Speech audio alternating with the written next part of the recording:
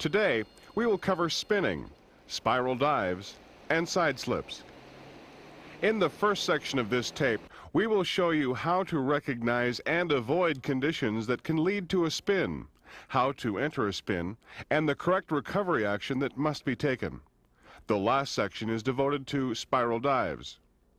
Spinning occurs after an aggravated stall and is the auto-rotation of the aircraft as it loses height. There is no practical application for the spin in normal flight. You will learn to recognize it, avoid it, and, should you go into a spin, recover from it. First, some safety considerations before even attempting this maneuver. Use only an aircraft that has been certified for an intentional spin. This will be indicated by a certificate in the Pilot Operating Handbook or cockpit placards. Be familiar with entry and exit procedures outlined in the Operating Handbook. The procedures you will see in this video apply to most light aircraft, but some planes have their own idiosyncrasies. Where there are differences, follow the handbook's instructions to the letter. Now, let's look at what happens when an aircraft goes into a spin. In this situation, after the plane has stalled, a roll, yaw, side slip, or turbulence causes one wing to produce more lift than the other. The aircraft then rolls and yaws in the direction of the downgoing wing. As this happens, the wing that drops hits the relative airflow with a greater angle of attack, becoming more stalled. At the same time, the upward wing meets the relative airflow at a smaller angle of attack, giving it more lift. This increases the roll. While this is happening, the drag on the downward wing has increased, which stalls it further. At this point, the nose drops because of the loss of lift, and the aircraft goes into a spin, following a corkscrew path towards the Earth. While spinning, the aircraft is simultaneously rolling, yawing, and pitching. As it spins, the vertical and forward speeds are relatively low. Load forces are somewhat greater, but relatively steady. And pitch attitudes may vary from flat to steep. The spin maneuver has three stages: the incipient stage, the fully developed stage, and the recovery. The incipient stage takes place from the time the aircraft stalls and rotation starts until the spin axis becomes vertical or nearly vertical. In light aircraft, this stage occurs very quickly, in about 4 to 6 seconds. It consists of approximately the first 2 turns. Typically, incipient stage motion begins during a stall as one wing drops. As the nose drops, there is an increase in the yawing motion. About the half-turn point, the aircraft points straight down. Because of the inclined flight path, the angle of attack is generally greater than that of the stall. Near the end of the first turn, the angle of attack continues to increase and the nose of the aircraft may come up. Going into the second turn, the flight path becomes more vertical. As the aircraft enters the fully developed stage, the spinning motions become more repetitious and stabilized from turn to turn, and the flight path is now nearly vertical. The third stage of the spin is recovery, and we will deal with that later. First, let's look at entry into the incipient stage. There are several ways you can put an aircraft into a spin, whether deliberate or accidental. Keep in mind, the angle of attack, not attitude, is the key factor. You can enter a spin while level, descending, or climbing. A spin may also occur after a high-speed stall. Here is one way to enter a spin. Keep in mind, the aircraft must be fully stalled or it might not spin. Before you begin this procedure, make sure you comply with all safety precautions. Do the cockpit checks. Make sure you are over an unpopulated area and have achieved the minimum altitude for this maneuver. We cannot stress enough that the aircraft used for the spin exercise is certified for this maneuver and is properly loaded.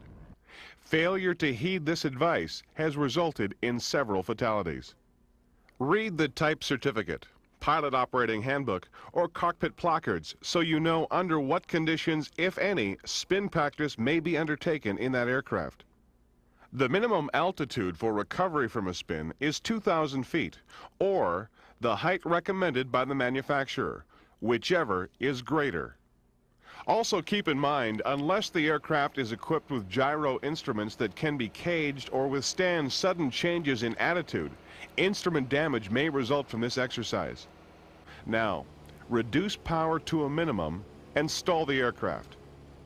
You do this by gradually applying full aft control column while maintaining a near normal climb attitude. Just before the stall, apply full rudder in the direction of the desired spin. Auto rotation will occur as you maintain full rudder and hold the control column fully back. Ignore the instinctive tendency to release pressure. Allow the spin to continue through the desired number of turns, but never go more than 6 turns. Approved aircraft are not normally tested beyond these limits. As a rule, 2 turns of a developed spin should be sufficient for this exercise. Before we talk about recovery, here are some review questions on the material we've covered so far. What are the differences between the incipient and fully developed stages of a spin? What are the differences between the incipient and fully developed stages of a spin? During the incipient stage, the flight path is changing from horizontal to vertical in a short time, about 4 to 6 seconds.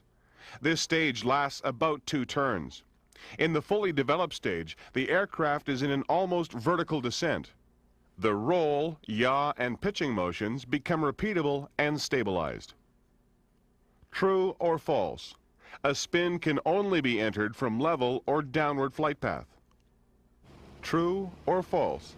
A spin can only be entered from a level or downward flight path. False.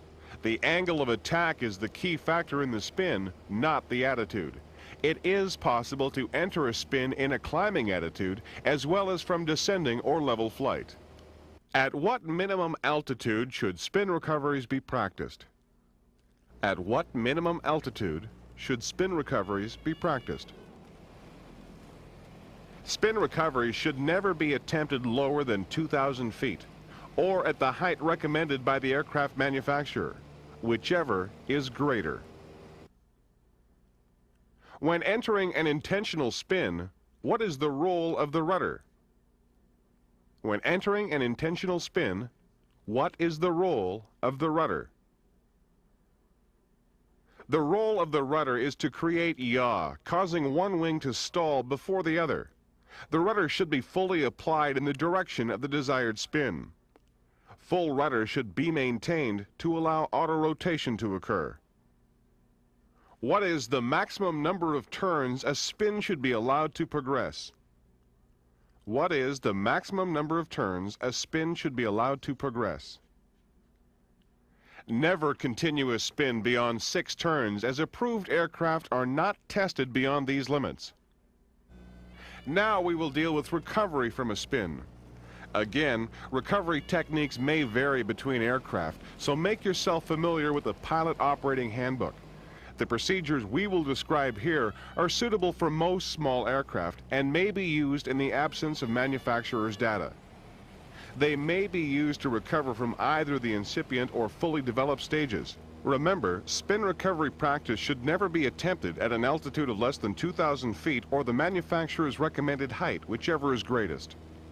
The object of recovery from a spin is to upset the balance between the aerodynamic and inertial movements that make the spin possible. First, set the power to idle and neutralize the ailerons. Now, apply and hold full rudder in the direction opposite the rotation. As the rudder reaches full deflection, push the control column forward far enough to break the stall. You may have to have the elevators full down. Hold the flight controls in this position until the rotation stops. As the rotation ceases, neutralize the rudder, level the wings, and recover smoothly from the resulting dive. Recovery time is shorter in the incipient stage, and somewhat lesser control input is needed in this stage. In the fully developed stage, the aircraft may go through one or more turns after recovery procedures are carried out before the rotation stops. Be sure to apply the recovery controls in the proper sequence and hold them until rotation stops. Prematurely easing off the controls may extend recovery time. There are other factors that will affect recovery time. They include aircraft loading and distribution, the center of gravity and weight, altitude, aileron, flaps, and power. If the aircraft has added weight far from the center of gravity, the inertial moment is increased, causing a more shallow spin attitude and more sluggish recoveries. Forward location of the center of gravity makes it more difficult to get into a pure spin. This is because the elevators are less effective. The farther back the center of gravity and the more weight distributed along the fuselage, the flatter and the faster the spin will become. Weight also has an effect on spin behavior. Higher weights cause slightly longer recoveries. In high altitudes, recoveries may take longer since the air is less dense, reducing the effectiveness of the flight controls. There is no set rule on the effect of ailerons on spin recovery. This varies from aircraft to aircraft. Keep the ailerons neutral until the aircraft is unstalled. Using flaps may cause one of three reactions. They may induce a flatter spin, prolonging the autorotation at a lower spin rate. They may reduce the effectiveness of the rudder because of deflected airflow. Or they may be damaged from high speed or high loading, or both, during recovery from the dive. If an aircraft enters a spin with the flaps extended, they should be retracted at the first opportunity after initial recovery action has been taken. Leaving the power on lengthens recoveries in some aircraft, as well as causing increased airspeed and height loss during recovery. There is a possibility of the aircraft entering a secondary spin. This may happen when you abruptly or prematurely pull up from the dive recovery. It also may occur if yaw is present from the inadvertent retention of anti-spin rudder. Before moving on to the next section, which deals with spiral dives, we will stop for a short review on recovery from a spin. Which way should the rudder be applied when recovering from a spin? Which way should the rudder be applied when recovering from a spin? The rudder should be fully applied in the direction opposite of the rotation of the aircraft. What might cause the aircraft to go into a secondary spin? What might cause the aircraft to go into a secondary spin?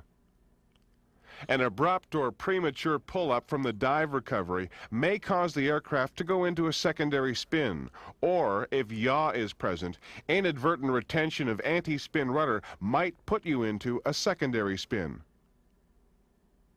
True or false? Spin recovery is slightly shortened in higher altitudes. True or false? Spin recovery is slightly shortened in higher altitudes. False. The air is less dense at a higher altitude, giving less bite for the flight controls to oppose the spin. However, this does not suggest you should use low altitudes for spin practice. What is the effect of leaving the power on during spin recovery? What is the effect of leaving power on during spin recovery? Leaving the power on will tend to lengthen recoveries, increase airspeed, and result in more height loss during the dive recovery. The next section of this tape will teach you how to recognize the conditions that lead to a spiral dive, how to recognize a spiral dive, and the correct recovery action. A spiral dive is a steep descending turn in which the aircraft has an excessive nose-down attitude. It has three characteristics. 1. An excessive angle of bank. 2. Rapidly increasing airspeed. And 3. A rapidly increasing rate of descent. This is neither a normal nor useful maneuver and should never be practiced. It is extremely hazardous, especially at low altitudes. A high-speed stall could result if the elevator is used incorrectly to slow the rapid loss of height. As well, the aircraft may sustain structural damage in the pull-up if the loading becomes excessive. During a spiral dive, the increasing airspeed may result in structural damage to the aircraft. The sudden loss of height can also be deadly, especially at low altitudes. There is a danger of pilot blackout or a secondary high-speed stall. A spiral dive somewhat resembles a spin. While practicing spins, it is possible to become disoriented so that what appears to be a spin is in fact a spiral. How do the two differ? You recall in a spin the airspeed is at or about stalling speed.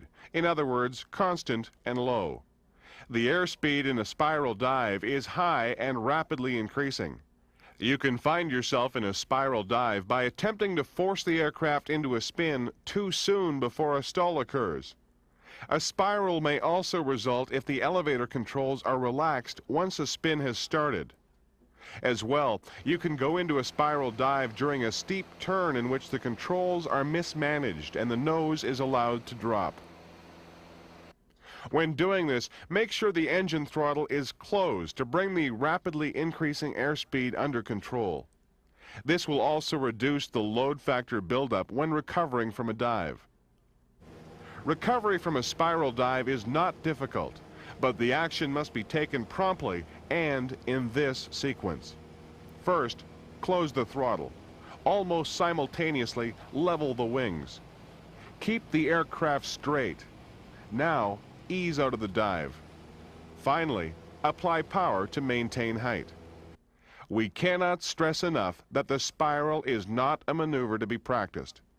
Your flight instructor will demonstrate it for you from an incorrectly entered spin or a poorly executed steep turn. During this exercise, you should notice a sudden increase in airspeed and wing loading. It will be obvious how any attempt to pull out of the dive without first leveling the wings only aggravates the situation. Now, for a quick review of this material. Describe how you would recover from a spiral dive. Describe how you would recover from a spiral dive.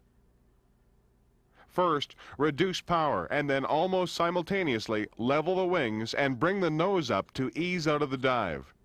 Finally, apply enough power to maintain height.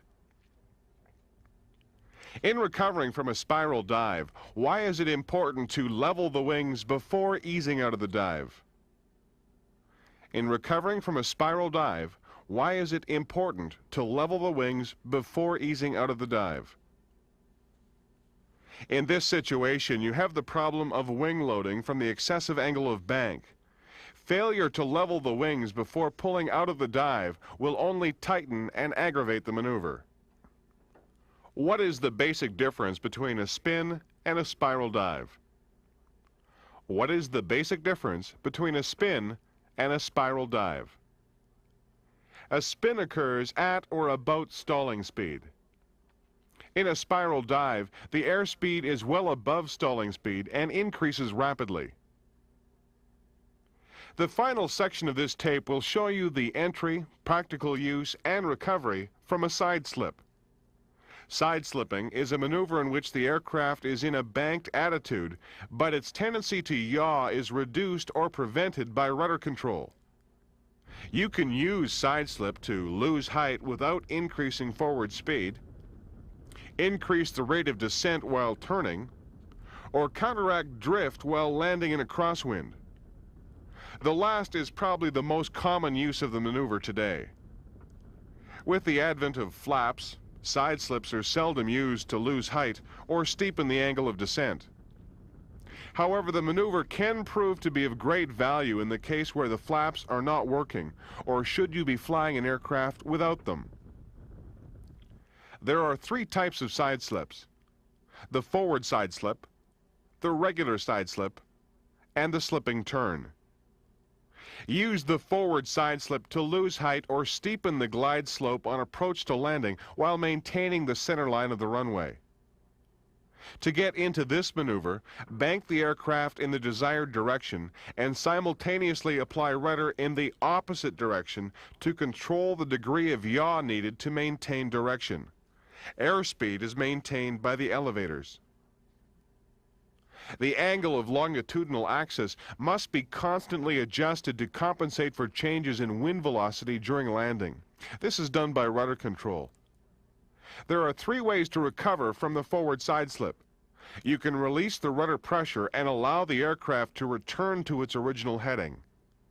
Recovery can also be achieved by leveling the wings or adjusting the pitch attitude to resume normal descent and airspeed. In a regular side slip, the longitudinal axis of the aircraft remains parallel to the original heading, but the flight path is moved to the left or the right. The amount of movement is dependent on the steepness of the bank, which in turn is affected by the wind velocity. A regular side slip is executed by banking the aircraft in the desired direction of movement. At the same time, opposite rudder is applied to hold the original heading. To prevent an increase in airspeed, make sure the nose is raised above the normal gliding attitude.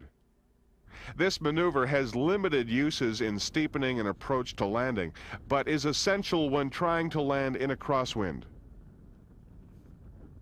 Recovery is achieved by leveling the wings while maintaining your heading. Simultaneously adjust the pitch attitude to resume the desired angle and airspeed to avoid stalling. In the slipping turn, the yaw induced by bank is only partially opposed by applying opposite rudder. It differs from the other 2 types of side slips because the aircraft changes heading while losing altitude. You would find it useful if you had to lose height during the turn onto the final approach. Before leaving this exercise, a couple of cautionary notes. If during a side slip the airspeed gets too low, the aircraft will seem like it will recover from the maneuver on its own, but it won't recover because of the reduced airflow over the flight control surfaces, especially the rudder. Should you find yourself in this position, recover from the side slip and increase the airspeed before trying it again. As well, the airspeed indicators on most aircraft are prone to error during a side slip. This is because the pitot tube and the static air vents are no longer properly aligned with the relative airflow. Because of the possibility of error, it is important you recognize a correct slipping attitude by the attitude of the aircraft and the feel of the controls. Be careful during recovery. An extreme nose-up attitude could result in a stall. One other precaution. Side slips should not be used to counter a crosswind during the climb following takeoff. Instead, make a coordinated turn into the wind to eliminate drift and maintain a straight path over the runway. Now, take time to go over these review questions on side slips. You find yourself having to land in a crosswind. What actions will you use? You find yourself having to land in a crosswind. What actions will you use? A regular side slip will counteract the drift caused by a crosswind. To execute the move, you would bank into the direction of the wind while using opposite rudder to hold your original heading.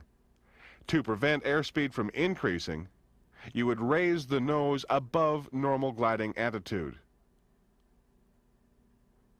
During a side slip, you notice the airspeed dropping too much. What action should you take? During a side slip, you notice the airspeed dropping too much. What action should you take? You'll have noticed an excessive nose-high attitude as the airspeed became too low. It appeared as though the airplane was beginning to recover from the side slip on its own. Complete the recovery before attempting the maneuver again. Why are airspeed indicators on most aircraft unreliable during a side slip? Why are airspeed indicators on most aircraft unreliable during a side slip? During this maneuver, the pitot tube and static air vents are no longer aligned with the relative airflow, making the instruments prone to error.